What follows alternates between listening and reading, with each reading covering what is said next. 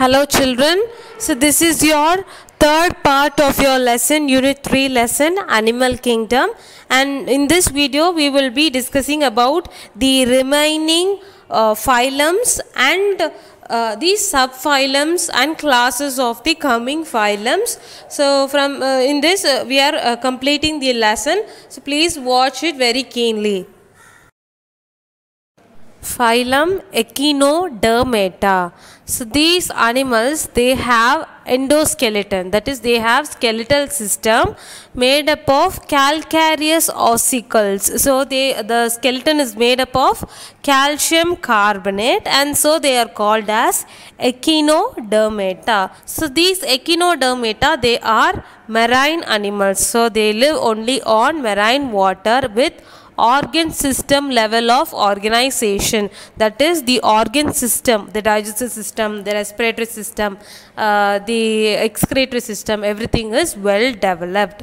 And the adult echinoderms, they are radially symmetrical. So at mature, from the central axis, from wherever you cut, it will divide into equal halves, whereas in larval state, at very young state, it will be only bilaterally symmetry, only it can be divided into two equal halves.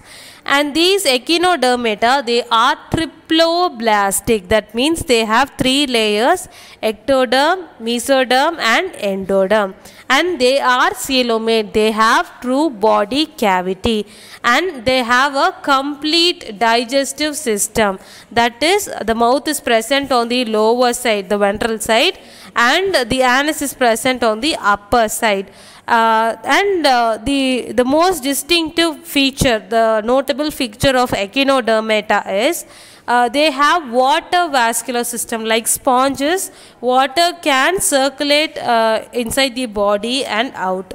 So due to this characteristic, they can do locomotion, that is they can locomote, they can move, and they can capture the food, and they can respire, they can breathe. So all these things are done with the help of the water vascular system, and the excretory system is absent, only the anus is present, and a well developed excretory system is not present. Example for phylum Echinodermata is Astreus, common name starfish, and Echinus, common name sea urchin.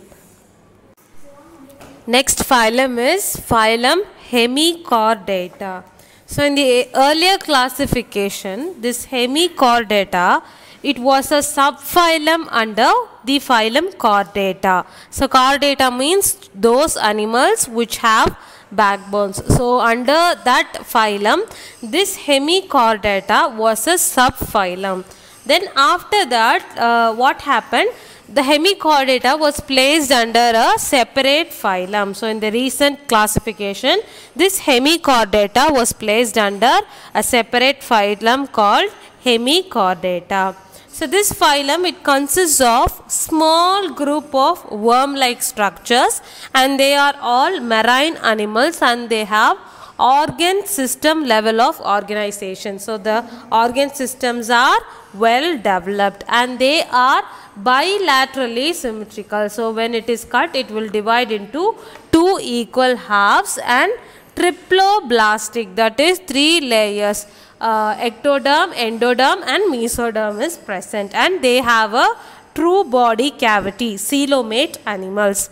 And the body is, it is in cylindrical shape, and it is composed of anterior proboscis. So it is a mouth-like structure, and then a neck part called collar, and a long trunk. So the body structure contains proboscis, a collar and a long trunk, and the circulatory system, it is open type, and the respiratory system takes place through gills because it is present in water, and excretory organ is proboscis gland. So examples for phylum Hemichordata is Balanoglossus and Sacoglossus.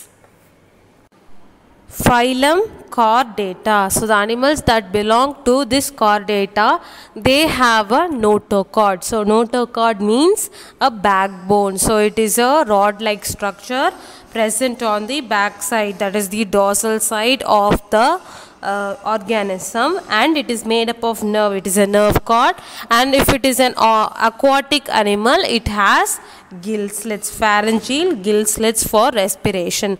And these chordates, they are bilaterally symmetrical. When divided, they will split into two halves, equal halves, and they are triploblastic. 3 layers are present. So ectoderm, mesoderm and endoderm is present, and they have a coelomate. They have a true cavity with organ system level of organization. Well developed organ systems are present, and they possess a post-anal tail. So on the posterior side, they have a anal tail and closed circulatory system. So these are some of the characteristics of phylum Chordata. Here is a comparison between chordates and non-chordates. So chordates are animals which have backbone, and non-chordates are animals which do not have backbone. So chordates, under chordates, the notochord is present. So it is a rod-like structure found behind the dorsal side of the animal. So that is only notochord. So it is present. In non-chordate, it is absent. And the central nervous system, it is in the dorsal side, that is behind, and hollow, and only a single central nervous system is present. Whereas if you see non-chordates, the central nervous system, it is on the ventral side, and it is very solid and double sided. So on both the sides it is present, and they are on the ventral side and solid, and they are double. And pharynx, for breathing, it is perforated through gill slits for the aquatic animals, whereas in non-chordates, these gill slits are absent. And the heart is on the ventral side. For non-chordates, the heart is on the dorsal side. Not in all the organism the heart is present. If it is present, it is present on the dorsal side.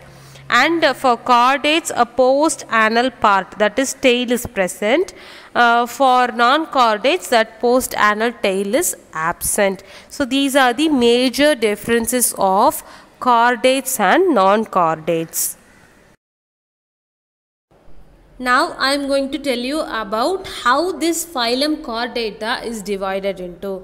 So this phylum Chordata, it is divided into 3 subphyla. So those are called as Urochordata or Tunicata, and Cephalochordata and Vertebrata.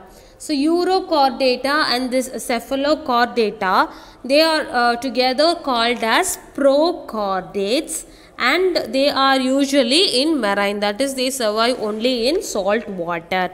And in Urochordata, the notochord will be present only in the larval stage. At a very young stage only, this Urochordata will be present.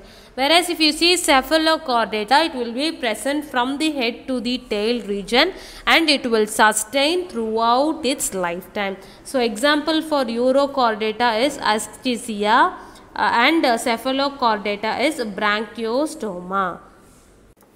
These are the diagrams of Urochordata. So you can see this structure of Urochordata. So in that, behind the tail, from the tail to the mouth, the notochord has been developed. So you can see that. So this is a larva stage of Ascidia, and it is being present. The notochord is present, and the next image is Amphioxus, that is Branchiostoma. So these Branchiostoma, they will have notochord from the larval stage to the whole life. So you can see the notochord there, and the nerve cords are present, tail, anus, gonads, pharynx. So all the organs are present for each specific functions. Next is the subphylum Vertebrates. So these vertebrates, they have the notochord present during the embryonic stage, and this notochord, it is later on replaced by a cartilaginous or a bony vertebral column in the adult. So what happens? The notochord will be present at a very young stage. After that, a vertebral column is being developed on the adult stage. This is a flowchart about how the subphylum is divided into various divisions. So it is majorly divided into two, Agnatha and Gnathopstomata. So Agnatha, it lacks jaws, and Gnathopstomata, it has jaws. So under it is divided into two superclasses, that is Pisces and Tetrapoda. So under Pisces, all the fishes are coming under Pisces class. Chondrites and Osteitis, and Tetrapoda class Amphibia, Reptilia, Aves and Mammalia are placed, and organisms which are lacking jaws are class Cyclostomata. So we are going to see about each of the classes of the vertebrates in detail.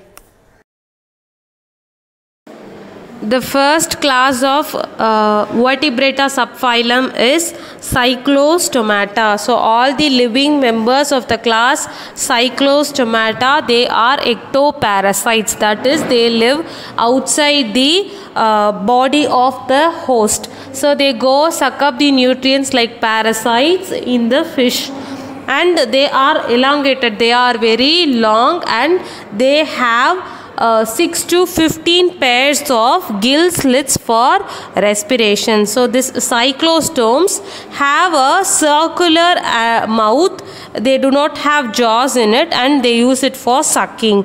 So the body does not have scales or any pad fins. So after spawning, after reproduction, within a few days they die. So example for Cyclostomata is Petromyzin, also known as lamprey.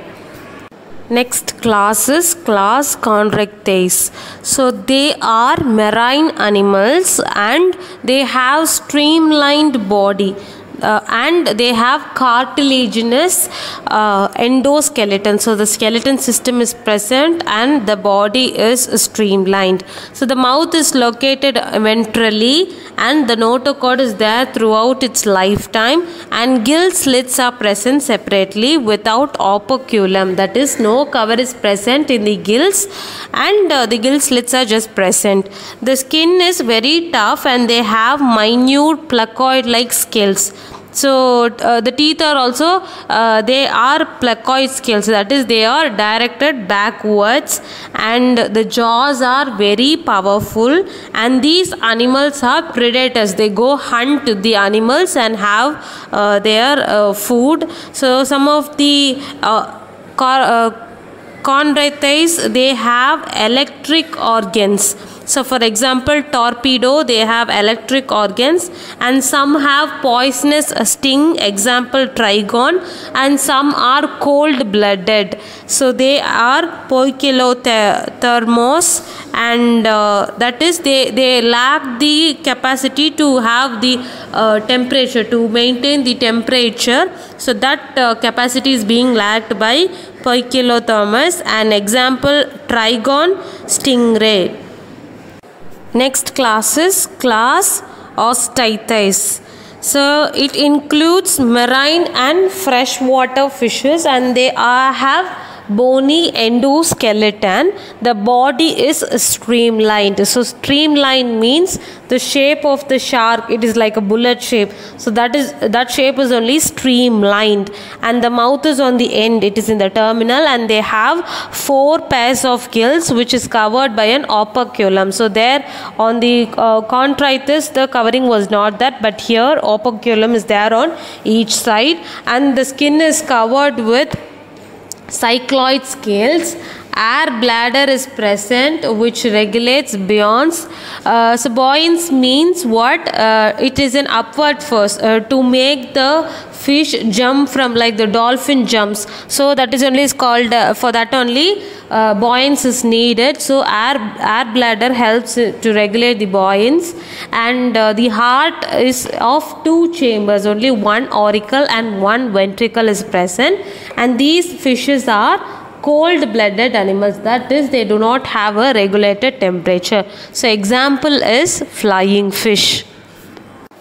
Class Amphibia. So from the name itself we can tell amphi means dual, bios and life. So dual life, that is they can live both in water as well as in terrestrial also. So they have two limbs, that is two legs. And the body is divisible into, they have a head and a trunk, and the tail may be present sometimes, or it is not present. The skin is very moist, but no scales are present, and they have eyelids, and the tympanum represents the ear. So instead of ear they have tympanum, and respiration through gills. If it is in aquatic, it is gills, lungs, or sometimes through skin also. And they have 3 chambered heart, 2 auricles and 1 ventricle. They are cold blooded, that is stabilized temperature is not present. So for examples of amphibia are, first is buffo, also known as toad, and second is salamandra or salamander, third is hyla, that is the tree frog, and next is rana, it is a frog, and ichthyopus, it is a limbless amphibian. So these do not have limbs, that is the legs or hands are called limbs, that is not present here in the ichthyopus. Class Reptilia. So from the name itself we can tell that they are creeping or crawling. So the Latin made reptum means creep or crawl. So they are mostly terrestrial animals. They grow on lands, and the body is covered by a dry and cornified skin, and they have epidermal scales. So no external ear is present. Tympanum represents the ear. Like the frog, it is tympanum is only the ear, and they have limbs. So when it is present, sometime it is not present or present. So if it is present, 2 pairs are there, and the heart is 3 chambered. In crocodile it is 4 chambered. Snakes and lizards, they shed their skin like a skin cast. So for some of the examples are crocodiles, alligators, snakes also are included, lizards, and all of these are examples of reptilia. Class aves. So this characteristic of aves, that is aves means birds, and they have feathers on it, and most of them fly, some are flightless. Example ostrich, and they have a beak and 4 limbs, it is been modified into wings. So next is, and the hind limbs is generally with scales, and it is modified for walking, swimming and clasping. So you can imagine the activities of the bird and its body structure. Then you can list out all the characteristics itself.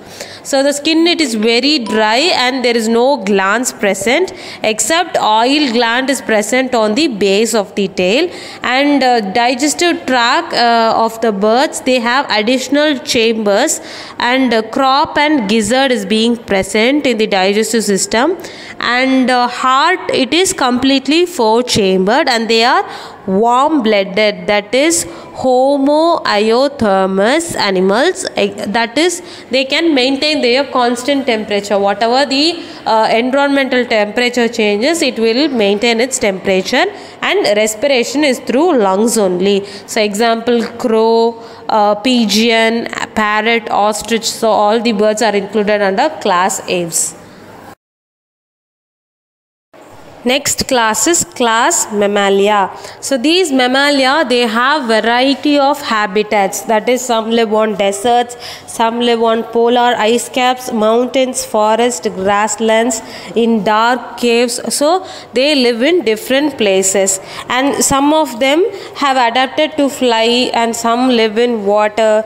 And the most unique feature of mammals are they produce milk producing glands. So mammary glands, it is called as mammary glands. So that milk producing glands is for the young ones to get nutrition, and they have 2 pairs of limbs, and they with that limbs they will walk, run, climb and burrowing, swimming or flying. The skin of the mammal, it is very unique and it has hair on it. External ears or pinnae are present. So you can think of the humans itself. We are also coming under the class Mammalia, and different types of teeth are present in the jaw, and heart is 4-chambered, and they are warm-blooded animals. So homeothermous, and respiration is through lungs only. So we have a lot of example: platypus, kangaroo, flying fox, camel, monkey, rat, dog, human being. So there are a number of class Mammalia. Here is the tabulation for the different distinguishing features of the various phylums. So here you can see the different phylums, the 11 phylums, and the level of organization, the symmetry and what kind of coelom it is, segmentation, the digestive system, circulatory system, respiratory system, and some of the distinctive, the unique features of that phylum. So if you learn this tabulation alone, you can write the detailed answer. With this, the points can be taken and can be written. So this is all about the different distinguishing features of the phylum. So now we have completed the unit 3, that is animal kingdom. So I hope you would have all understood the different characteristics of the remaining phylums that we have discussed till now. And the PDF will be given. So as usual, write it in the classwork note very neatly and submit it on your given date. Thank you, children.